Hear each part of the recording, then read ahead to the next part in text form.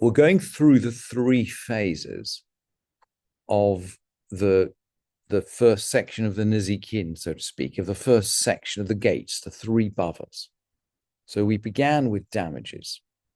We moved on to commercial relationships.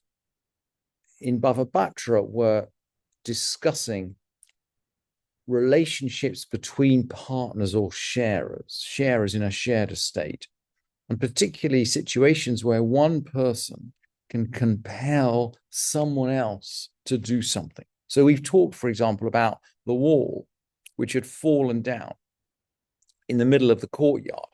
Can the residents on one part of the courtyard compel the residents of another part of the courtyard to help with the costs of reconstructing it?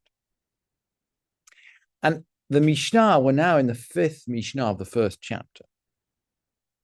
The Mishnah then goes on to ask about building not a wall in the middle of the courtyard, but a gatehouse or a door for the courtyard. In other words, we're talking about building security.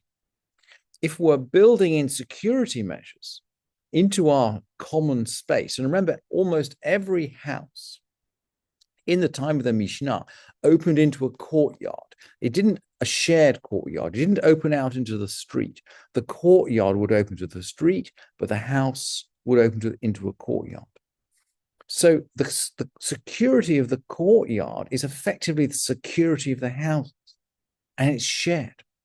So we have to ask, well, can we compel other residents to contribute to security measures? And of course, the Mishnah is going to rule that we can. Kofin oto livnot beit sha'ar v'delet lachatzer.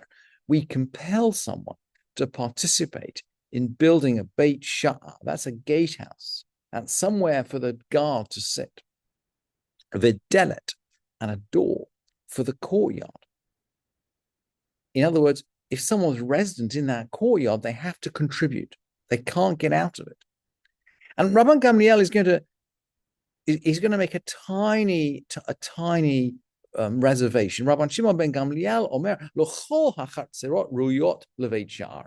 Rabban Shimon ben Gamliel says, look, not all courtyards are suitable for a gatehouse. Not every courtyard needs a gatehouse. So, for example, the Gemara will bring the example of a courtyard which doesn't open out onto the street. Maybe in that situation, we don't need a gatehouse.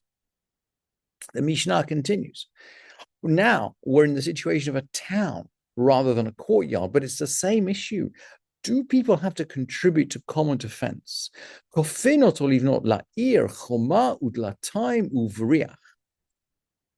compel someone to participate in building a wall and a pair of double doors, a pair of gates, and a bolt for a city.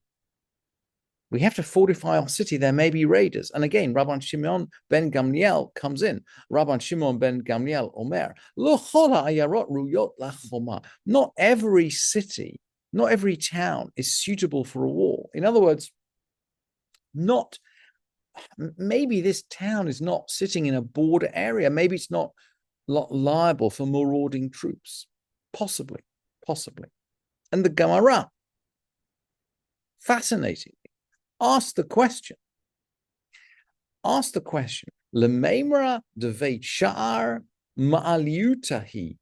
Is this to say that a gatehouse is a benefit? Is it really good to have common defense? Because from the fact that we can compel people to contribute, we might assume it's something that is of benefit. And the Gemara tells this story. There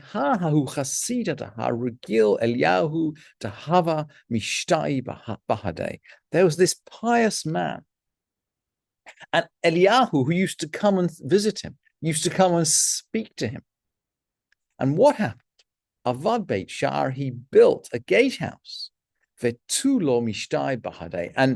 he made a gatehouse, and Eliyahu stopped visiting him. And well, in order to understand this narrative, we need to know, by the way, that Eliyahu often dresses up as a poor man. And this must be in the mind of the Gemara, because the Gemara goes on to say, ha mi gavai, ha mi barai. This one in the Mishnah is inside the courtyard, and that one was outside. In other words, and Rashi just explains it for us, because the gatehouse gets in the way of poor people who cry out and their voice is not heard. And the gatehouse inside, apparently, is, let's say, it's a detriment to the courtyard, because the courtyard door is locked and the poor person stands outside calling out, and the inner gatehouse blocks the sound. In other words, we're building this gatehouse and we can't hear the voices of poor people who are calling out on the street. And we might think, as we're learning the Gemara, the Mishnah of Bava Batra, which is really financial, what are the financial obligations of partners in a common enterprise, whether it's a town or whether it's a courtyard? But the Agadah, the stories in Bava Batra, subvert these ideas, and they remind us that life is about more than money.